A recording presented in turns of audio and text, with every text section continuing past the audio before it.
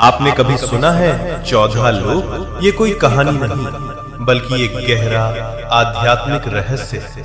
हमारे ब्रह्मांड में कुल 14 लोक माने गए हैं, 7 ऊपर और 7 नीचे। ऊपर के 7 लोक, इन लोकों में आत्मा ऊंचाई की ओर बढ़ती है, ज्ञान, शांति और मोक्ष की दिशा में। भूलोक, ये वो लोक है जहां हम सभी मनुष्य रहते हैं।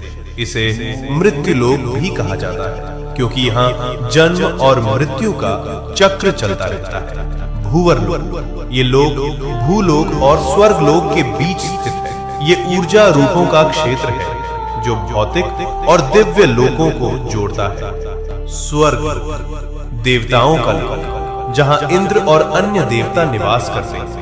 अच्छे कर्म करने वालों को मृत्यु के बाद इसी लोक में स्थान मिलता है, जहां सुख, संपत्ति और आनंद की अनुभूति होती है। महरलोक, ये दिव्य ऋषियों, तपस्वियों और महान आत्माओं का निवास स्थान है, जहां वशिष्ठ और विश्वामित्र जैसे महान ऋषि तपस्या करते हैं। जन्म, इस लोक में वे आत्माएं निवास करती हैं जिन्होंने ज्ञान और ध्यान में परम सिद्धि प्राप्त की होती है।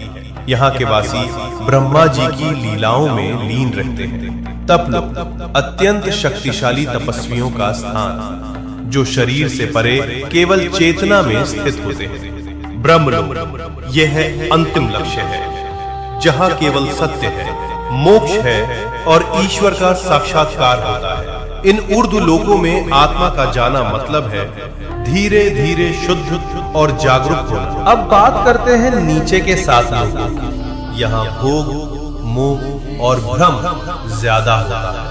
अतल लोक, राक्षसों और मायावी शक्तियों का घर। वितल लोक, जहाँ कामनाएं और भोग हावी रहते हैं। सुतल लोक, राजा बलि का लोक। वे दानवीर थे लेकिन उनमें अहंकार भी था। रसातल लोक, जहां भ्रम, लालच और अज्ञान का घना अंधेरा है। तालातल लोक, छल, धोखा और झूठ से भरा हुआ लोक। महातल लोक, जहां अंधकार और अहंकार का बोलबाला है। पाताल लोक, सबसे नीचे का लोक, तामसिक ऊर्जा और इच्छाओं का केंद्र। लेकिन इन सब का मतलब सिर्फ बाहरी दुनिया नहीं है। ये 7 लोक हमारे भीतर की नकारात्मक सोच और कमजोरियों का प्रतीक है।